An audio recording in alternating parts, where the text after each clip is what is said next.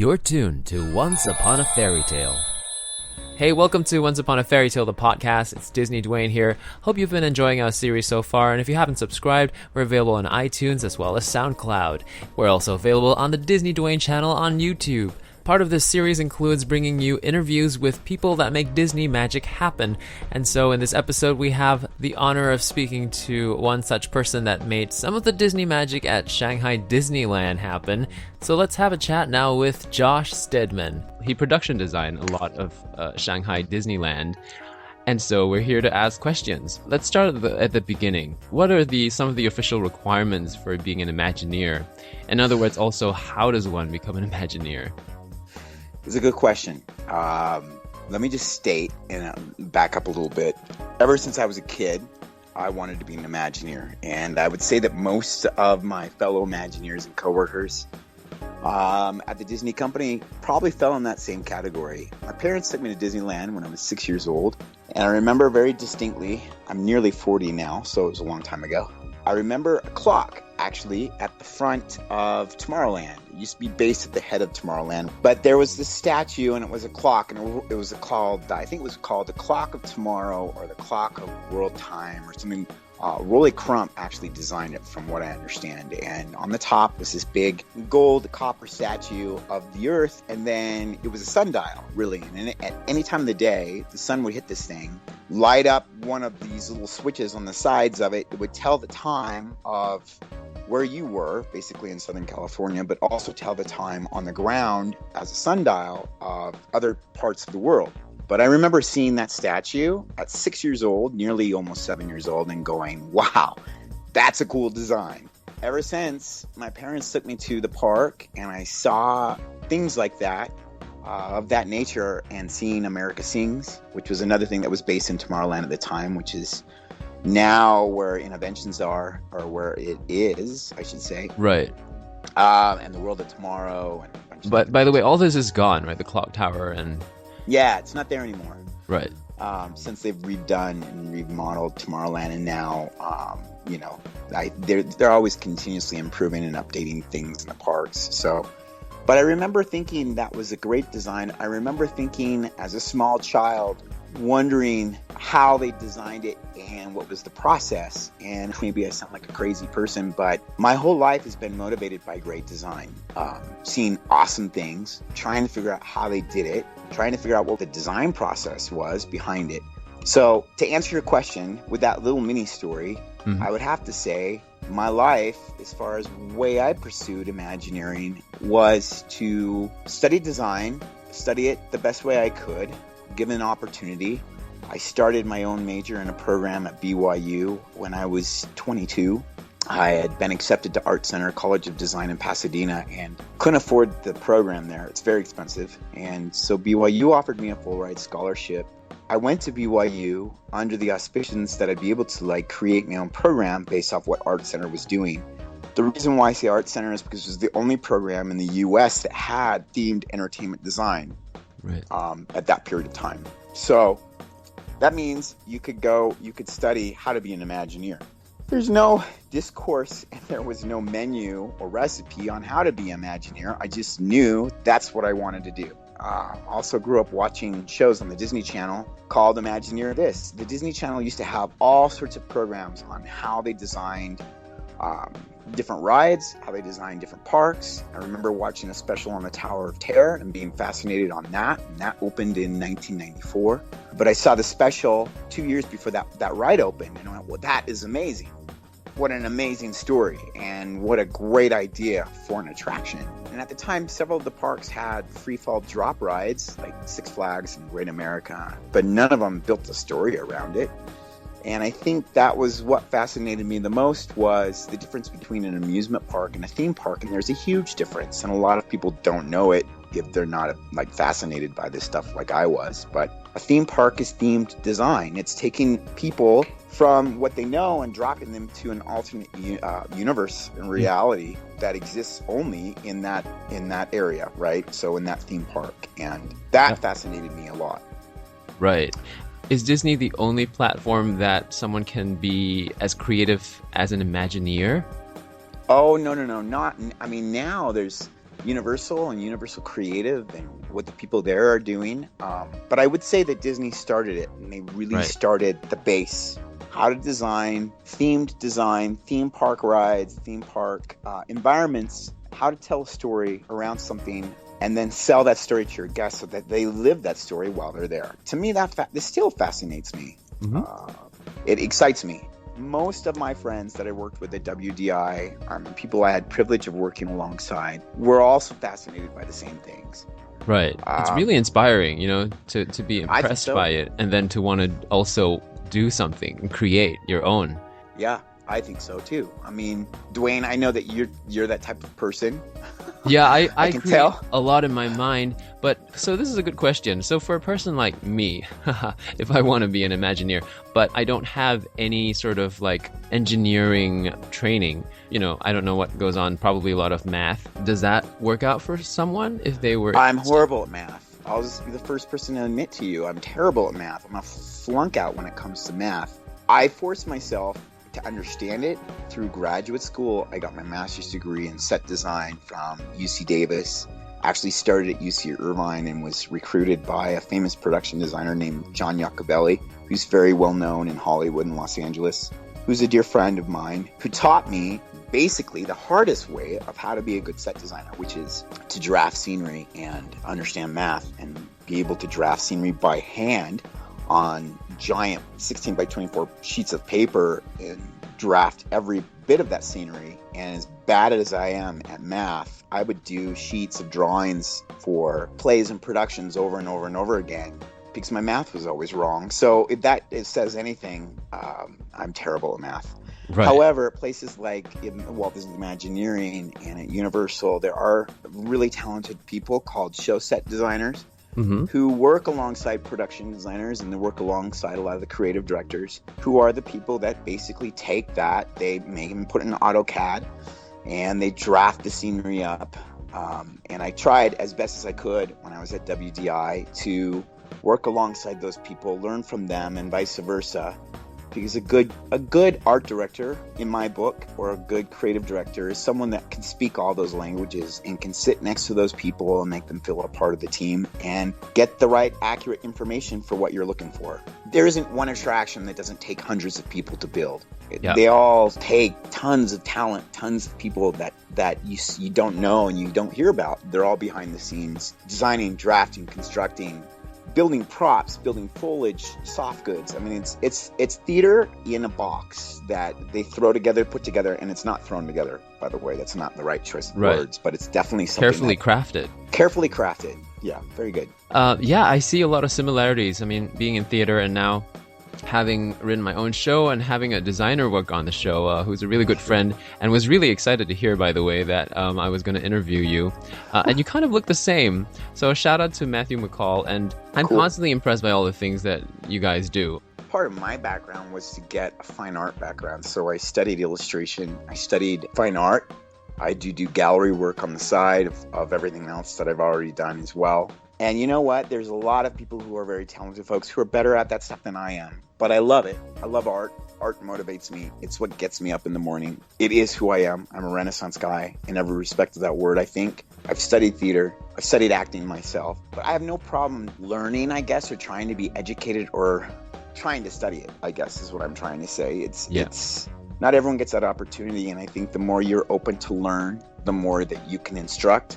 The best teachers were once students, and the best students become teachers. And I think that's been a motivating factor for me my entire life. So teaching and learning. I would say the best Imagineers that I got to work with were of those type of people. They were incredible students and incredible teachers. Wow. Sounds like it's been an amazing journey for you.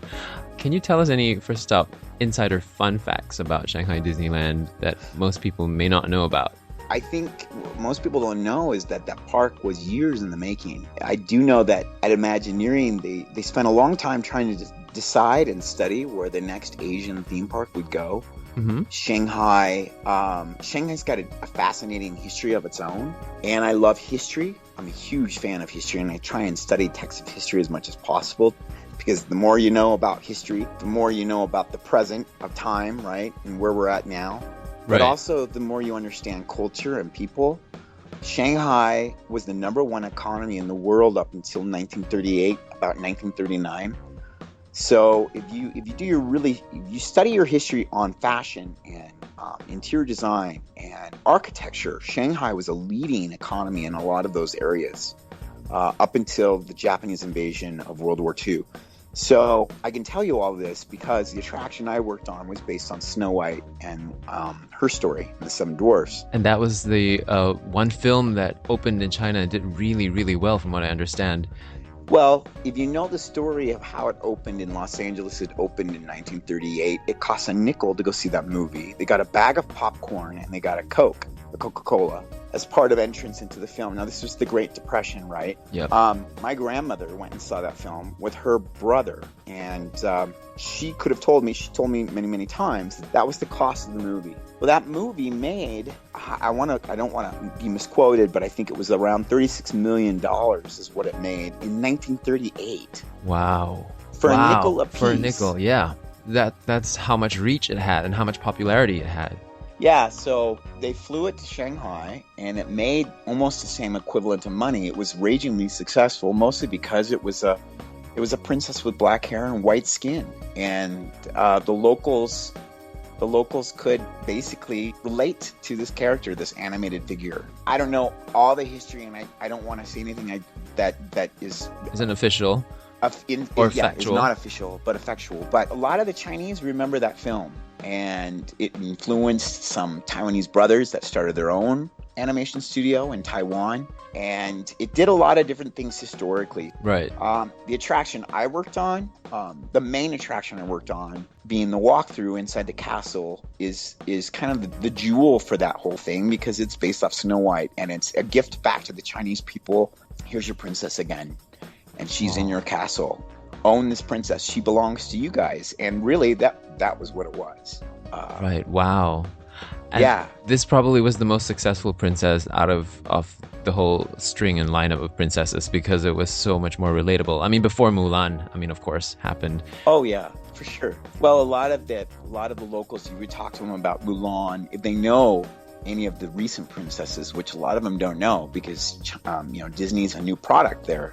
They might say that they don't really like Mulan because it doesn't look the way they are familiar with how Mulan was told as a story for them growing up. But Snow White was something they can relate to, and it's something they remember. And it opened, and it was very successful, much like it opened and was successful in the United States back in 1938. Right. That's a fun insider fact. Thanks for that. And so tell us a bit about the process of coming together and working on an attraction, and also trying to make sure that everyone's on the same page. What is it like from the original conception to the finished product? Well, I'll just tell you the history of what and how I got involved. Sure. Based on my attraction, because every team is different. Every attraction operates differently from concept to reality. Mm-hmm. I got a phone call. It was about the 16th of December in 2011. I remember this very specifically because, having grown up a Disney fan and wanting to have been an Imagineer since a small child, I had given up on the idea of being an Imagineer a long, long time ago. So I started designing apps, smartphone apps. Then I started working I did a concert tour with Jay-Z. I did Wipeout, the television show, all the illustrations for that show for a good 5 seasons. For ABC, worked on several other television shows, and then was doing some other projects when I got the call. And so I went in for my interview, met this woman named Doris, who ended up becoming my producer, and she looked at my portfolio and she said, you design things in a very interesting way. She goes, how would you be interested in working on the castle? And of course, who would have said no? You would have been crazy to say no. Yeah. So I took the gig. At the time, she said I had 5 weeks from start to finish to concept and storyboard an attraction for the inside of the castle, and it was supposed to be a walkthrough. And because I was not a full-time Disney employee at the time, I was outsourced. I took the gig, and I said, that sounds awesome. And so I literally spent every waking hour for 5 weeks storyboarding at the end of the day, the end count, I think I did something like 348 storyboards. I've lost count. But wow, that were in either black and white, tonal, or they were in color. And so I was whipping these things out. I gave myself several storyboards an hour for the course of 24 hours. Right. Churning these things out. I also did the ground plan, the initial ground plans, and was meeting with her and Pam, our writer, and it was just the three of us in little rooms at WDI and trying to come up with an idea that would work for a walkthrough. And the walkthrough concepts at that point had not been approved. So this was something that was totally new. Doris wanted something unique. And because of my background in theater and my background in television, it was a new challenge. It was awesome. And it was what I was used to. I was used to coming up with something really fast, designing scenery overnight, giving the scenery or at least the renderings to a shop, having the TD build it overnight, and the next thing you know, the set would be seen on television. That was what I was used to. Right. So Doris knew, she had the foresight that was the type of person she would need to get this project approved. And so we churned stuff out in a rate that I've never since turned that type of work out before. I worked around the clock, and it was right around Christmas, worked straight through Christmas. Second week of January, we brought in all the storyboards, and Bob Iger and Bob Weiss were there, and Doris and Pam presented the concepts, and it was approved. The first stage of design of concept was approved at that point, and we narrowed it down to a Snow White story because we felt, knowing that history that I already gave you on Snow White and Seven Dwarfs and how Snow White was something that the Chinese would be familiar with, why not put Snow White back in that castle? The castle is supposed to be represented or representational of all 13 princesses right now. Yep, that's what I heard. And initially, the concept was to have all 13 princesses represented in a walkthrough, and we all just kind of felt that was probably not the best idea. It would be too much information for a guest to experience. So we boiled it down to Snow White, pitched the concept, it was approved, and then set us on the next leg of design. And the next leg of design at that point was to take the concept, take the storyboard, make a real ground plan. They gave me a show set drafts person who at the time was a good friend of mine, named Angel. I'd worked with him before at another studio. Mm-hmm. And his desk was full with other projects, but the guy helped as much as he could on getting a ground plan set for this walkthrough. And so we set all sorts of designs up. We narrowed it down. We kept going back and whittling away different walls that didn't need to belong. Make a long story very short, we came up with a ground plan that worked, and we needed... Here's the other thing. What we were doing was very backwards, I must say. Normally, when you work on a dark ride or an attraction, you design the idea, the concept of the story way before the facility's ever finished. But this was not the case. The facility was done. The design of the castle was finished and been approved. And they were giving me a blank floor, but I had height restriction on walls. I had restrictions on where those walls met with staircases. It was difficult. I don't think I've ever designed anything that was that hard before, or up to that point as equally as hard, because it was very restrictive. Interesting. So, do you know why they designed the castle first before the concept of anything in it? I think it just had to do with deadlines, which deadlines came first, and right. Because some of the older ideas that were made or suggested for the walkthrough were not approved, and so at this point we were behind schedule, and so it was a whole thing. We designed an attraction to fit within an existing space, which was not the norm. That's usually not how it works. It's the other way around. Right. The facility is designed way after the idea and the concept start, and then you build a building, a shell around a dark ride. So we did the opposite, and I also was asked to design a set that could be interchangeably or pulled out and redesigned or laid back in with other ideas of walkthroughs down the road. So of course, it had to be walls that could be pulled out easily or reformatted and retrofitted to tell another story. That's awesome. So much foresight. That's what Disney does. Yeah. So one more thing on this topic. Can you tell us in general what is key to Disney for an attraction? When you guys come together and discuss something, what are the key things that you look out for? Like, the ticks off the boxes. And how do you agree on something? You have such amazing bunch of people in a room and everyone has great ideas. who has the final say, and how do you let go of something that you thought up of that maybe possibly doesn't work as well? My favorite memories as an Imagineer were in rooms with very talented people that I looked up to my whole entire life, who were incredibly talented Imagineers who had been there for years and years and years, who were very open to suggestion and ideas and would listen to anyone's opinion. I always, whenever I go back into a room today, by today's standards, and I'm asked to give concept or design or consult, I always reflect back on those moments at WDI where I was in rooms with very talented people who were very humble about the ideas that were being presented. In other words, good ideas can come from anywhere, and anybody in a room is equally able to give ideas that work at the end of the day for final product. So production coordinators, secretaries, people that all worked at WDI were equally asked to input, and we had amazing input from a lot of really great people. Having said that, we knew that story had to be very important. We knew that it had to entice the guests to walk up. I want to say, I'm trying to remember the number, I think it's 86 stairs, sets of stairs. Wow. Because the walkthrough starts on ground floor, first floor, and then a curtain flies up and you go up a set of stairs. And the stairs go around this helix, which is the rotunda inside the center of the castle. You end up on a platform, your line splits in two, and we have two sides to the walkthrough. There's the A side and the B side. Both are identical stories. So they both tell the story, same story. One had more real estate than the other side. Being one side, the walls came in certain areas. The ceiling height dropped. We had to shrink our sets, and we had to shrink the special effects. We were sticking projectors and animatronics into pieces of the walkthrough that it was difficult. There was a lot to fit. It was best.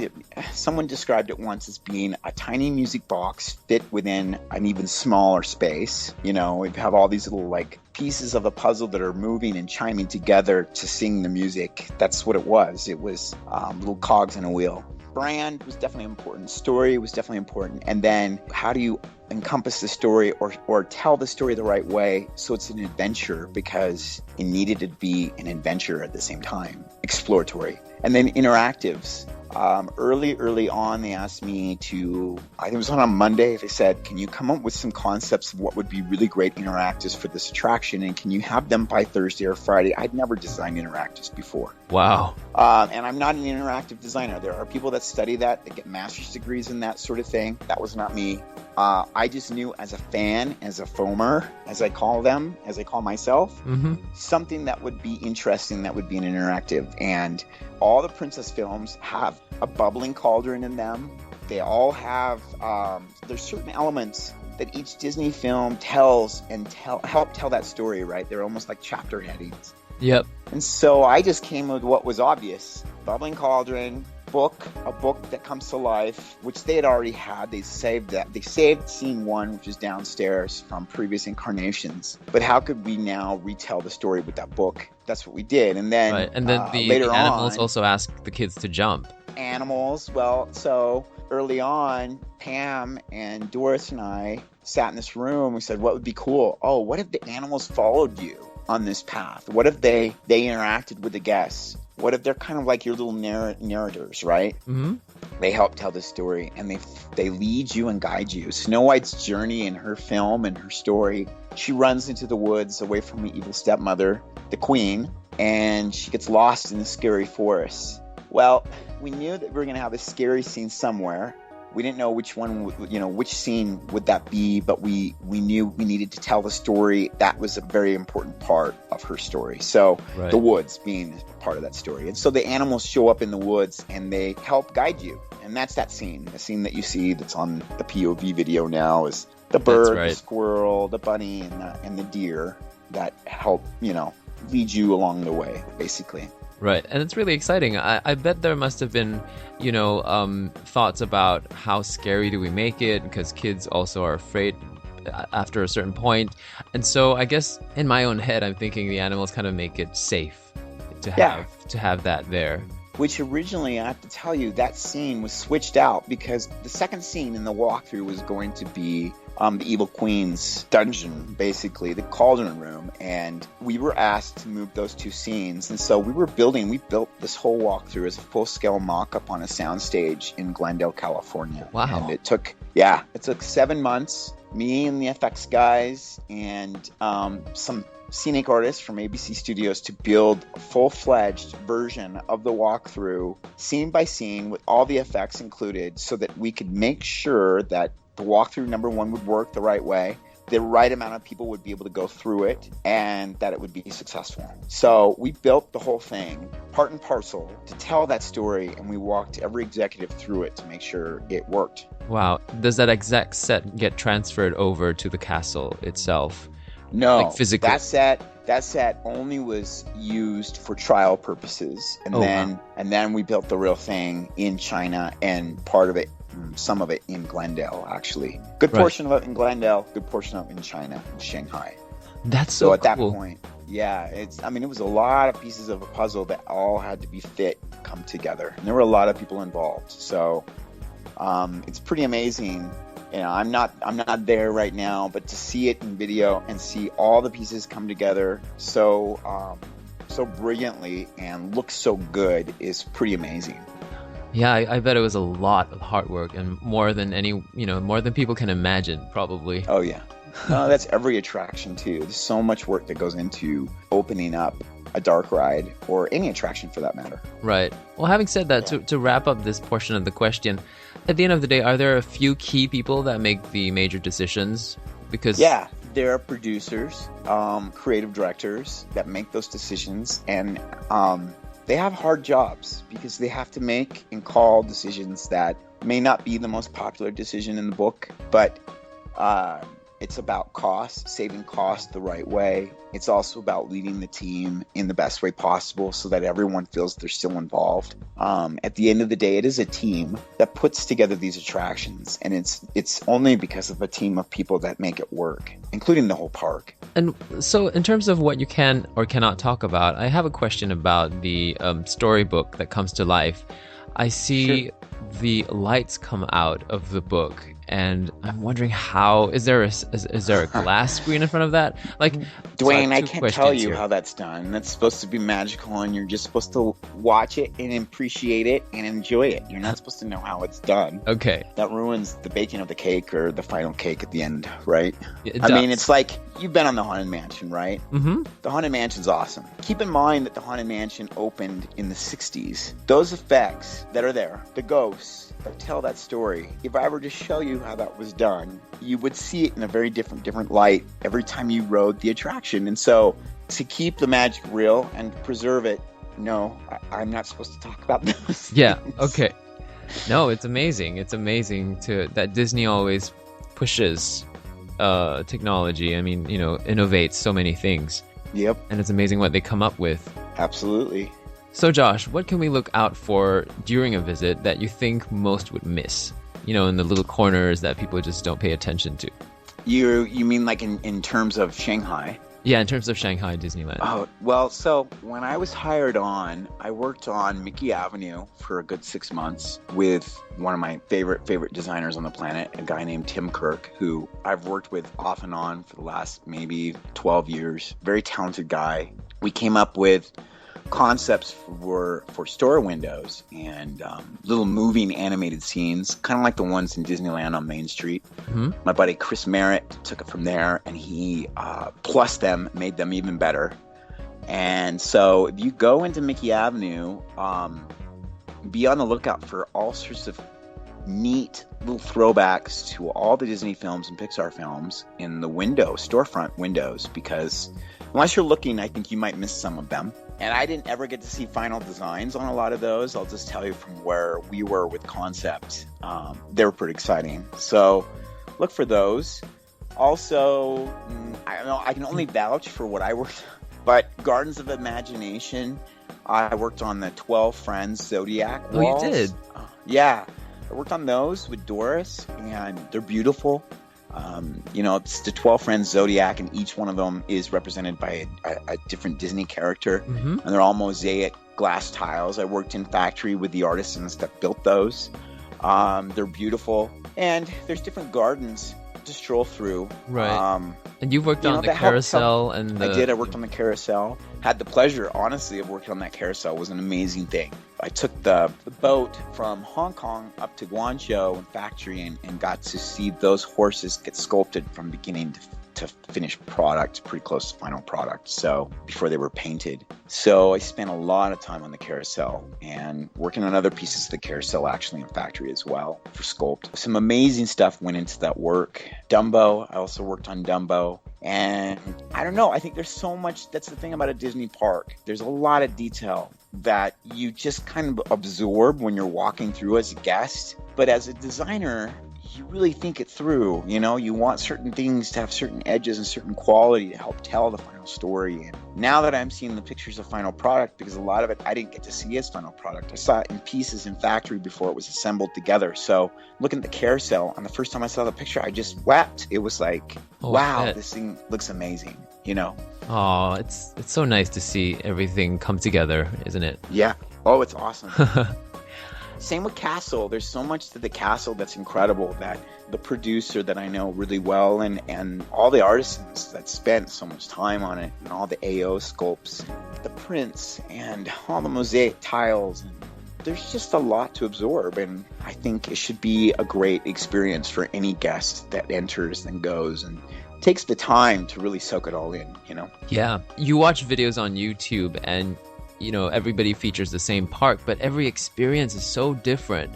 It's not like you watch one video, you know everything about the park. And the way it interacts with people also makes it different. So that's what's special to me about Disney magic. Absolutely. So where else do we see an Imagineer's work outside of the parks? Say like Disney, Downtown Disney, or Disney Cruise? Well, you just said it. I think Disney Springs is a good example. Restaurant designs. There's some great stuff happening with the Disney Springs redo right now. I was just there a couple months ago. They just opened a town center? They just opened a town center. But if you go, there's an Indiana Jones themed restaurant there right now that it's based off of his buddy who flew the airplane in Raiders of the Lost Ark, if you've seen that film. Right. That restaurant's amazing. It tells a story through many layers of props and different pieces of scenery. And you go in, you can order these, beverages and food that is all tells the story of Indiana Jones and his buddy. Wow. So even for the restaurants, Imagineers come in to design, not just attractions. Oh, no, absolutely. Restaurants, everything. Downtown Disney Town in Shanghai was all designed by Imagineers as well. So all the detail that goes into storefronts and the facades, all that work, it's all designed by Imagineers. Wow. And on the last note, are there any misconceptions about Imagineers that you'd like to quickly dispel here? That's a funny question. How about I say they're all just very talented people and they work. I've never met a group of people that worked so many hours in my life than the Imagineers. They work hours upon hours upon hours to make sure that the work that they design and the work that they're inputting on is the way it needs to be. So they're pretty dedicated individuals. Awesome. Thanks so much, Josh, for coming on You're the welcome, show. Dwayne. Of course. And I look forward to visiting Shanghai Disneyland. Yeah, me too. I also believe Josh will be featured in an upcoming documentary about Disney Imagineering by Leslie Iwerks coming up later this year. More details, including other interviews with Disney Imagineers from other websites, you can find on the podcast notes at www.facebook.com/onceuponafairytaletime. Hope you enjoyed that episode. Please subscribe to us on iTunes, SoundCloud, or on the Disney Dwayne YouTube channel for more. Till the next time, catch you later.